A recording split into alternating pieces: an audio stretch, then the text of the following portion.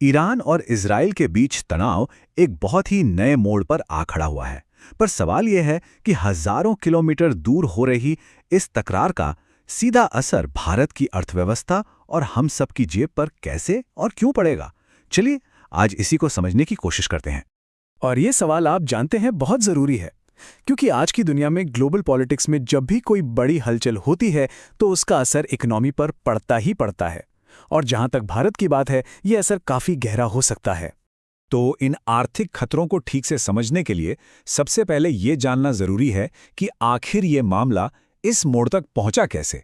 आइए फटाफट एक नज़र इसकी टाइमलाइन पर डालते हैं। तो देखिए, हुआ ये कि पहले हमास ने इजराइल पर हमला किया। इसके जवाब में इजराइल की एजेंसी मोसाद ने हमास और फिर हिजबुल्लाह के कमांडरों को टारगेट किया। अब ईरान पर जब अपनी ही जनता का प्रेशर बढ़ा तो उसने पलटवार करते हुए इजराइल पर 1800 से भी ज़्यादा मिसाइलें दाग दीं। और अब सिचुएशन यह है कि इजराइल बदला लेने पर अड़ा हुआ है, ईरान और भी बड़े हमले की धमकी दे रहा है, और अमेरिका के इजराइल को खुलेआम सपोर्ट करने से यह साफ है कि यह संघर्ष शायद अभी लंबा खिंचने वाला है। तो इस पूरे टकराव का भारत पर सबसे पहला और सबसे बड़ा असर कहां पड़ने वाला है? इसका जवाब एक शब्द में है, तेल। तेल ही वो पहला डोमिनो है जो अगर गिरा तो समझिए कि भारत के लिए आर्थिक मुश्किलों का एक पूरा चेन रिएक्शन शुरू हो सकता है। स्क्रीन पर जरा इस नंबर को देखिए, 85%। जी हां, 85%। भारत अपनी जरूरत का इतना ज्यादा कच्चा तेल बाहर से इंपोर्ट करता है, और यही नंबर हमारी एनर्जी सिक्योरिटी की सबसे बड़ी कमजोरी भी है।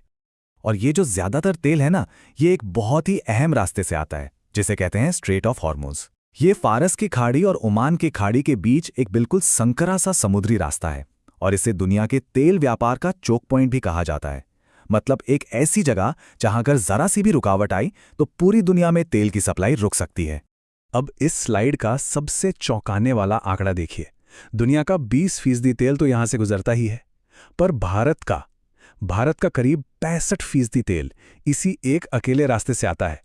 और सिर्फ तेल ही नहीं, कतर से जो हमारी नेचुरल गैस आती है उसका भी रूट यही है। मतलब साफ है, इस एक रास्ते पर हमारी निर्भरता खतरनाक हद तक ज्यादा है। तो अगर ये लड़ाई बढ़ती है तो 3 बहुत बुरे सिनेरियो हो सकते हैं। पहला, ये रास्ता पूरी तरह से ब्लॉक हो जाए। ऐसा हुआ तो तेल की सप्लाई सीधे सीधे ठप पड़ जाएगी। दूसरा, जहाज़ों को हजारों किलोमीटर घूमकर बहुत लंबे रास्ते से आना पड़े, जिसमें हफ्तों की देरी होगी। और तीसरा, जो शायद सबसे प्रैक्टिकल है, कि रास्ता भले ही खुला रहे लेकिन शिपिंग और इंश्योरेंस का खर्चा कई गुना बढ़ जाएगा। मतलब हर हाल में तेल का महंगा होना तो लगभग तय है। चलिए अब ये देखते हैं कि ये तेल का संकट आखिर कैसे पूरे देश के लिए आर्थिक समस्याओं की एक छड़ी लगा सकता है। ये असर आप समझिए एक डोमिनो इफेक्ट की तरफ फैलता है। सबसे पहले तेल महंगा होता है तो ट्रांसपोर्टेशन की लागत बढ़ जाती है। इससे क्या होता है, खाने पीने से लेकर हर एक चीज की कीमत बढ़ जाती है, यानी कि महंगाई आसमान छूने लगती है। फिर सरकार का खजाना खाली होने लगता है और आखिर में जाकर सड़क, पुल और दूसरे जरूरी प्रोजेक्ट्स पर होने वाले खर्च में कटौती करनी पड़ती है। इसको जरा आंकड़ों में समझते हैं। अगर कच्चा तेल सिर्फ $10 प्रति बैरल महंगा हो जाए तो भारत में महंगाई सीधे सीधे 0.5% बढ़ जाती है। और इससे भी बड़ी बात, देश के सालाना इंपोर्ट बिल पर 12 से 13 अरब डॉलर का एक्स्ट्रा बोझ आ जाता है।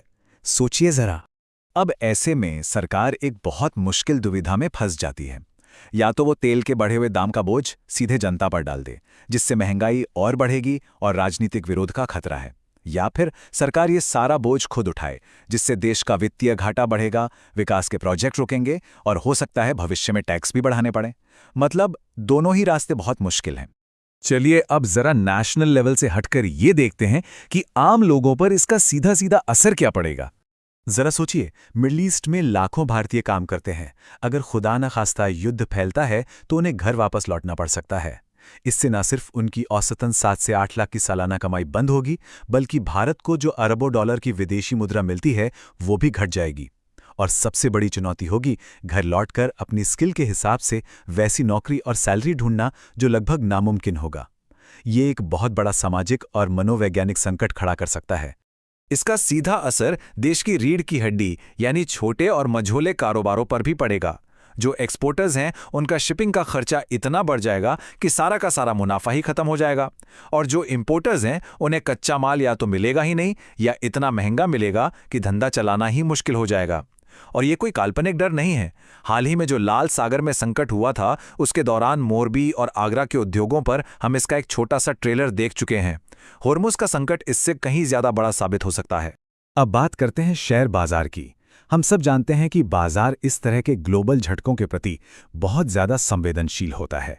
यहाँ एक और अहम बात है, कई एक्सपर्ट्स का मानना है कि भारतीय शेयर बाजार इस वक्त दुनिया के सबसे महंगे यानी कि ओवर वैल्यूड बाजारों में से एक है।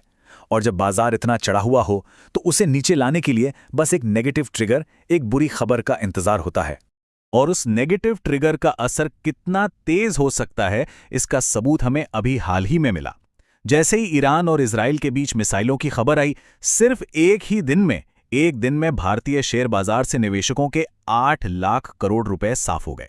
यह दिखाता है कि बाजार इस खबर को लेकर कितना ज्यादा सेंसिटिव है। तो ये समझना बहुत जरूरी है कि अगर ये संघर्ष एक बड़े युद्ध में बदल जाता है तो ये उस पिन का काम कर सकता है जो शेयर बाजार के इस ओवर वैल्यूएशन के बुलबुले को फोड़ दे, और इसका नतीजा एक बहुत बड़ा मार्केट करेक्शन हो सकता है। तो अब सवाल ये उठता है कि इस अनिश्चितता भरे माहौल में अलग अलग लोगों के लिए आगे की राह क्या हो सकती है, क्या करना चाहिए? तो देखिए, सलाह ये है, जो शॉर्ट टर्म निवेशक हैं वो बाजार में कमजोरी के संकेत दिखते ही मुनाफा निकालने पर विचार कर सकते हैं। वहीं जो लॉन्ग टर्म निवेशक हैं उनके लिए कोई भी बड़ी गिरावट खरीदारी का एक सुनहरा मौका बन सकती है। और जहां तक एमएसएमई मालिकों की बात है, उनके लिए सबसे जरूरी है डाइवर्सिफाई करना, यानी नए बाजार ढूंढना और किसी एक ही रास्ते पर अपनी निर्भरता को कम करना। और आखिर में ये सब हमें एक बहुत बड़े सवाल पर लाकर खड़ा कर देता है, क्या हमारी अर्थव्यवस्था इस तरह के बड़े बाहरी झटकों को झेलने के लिए वाकई तैयार है? ये वो सवाल है जिसका जवाब आने वाले वक्त में भारत की आर्थिक दिशा को तय करेगा।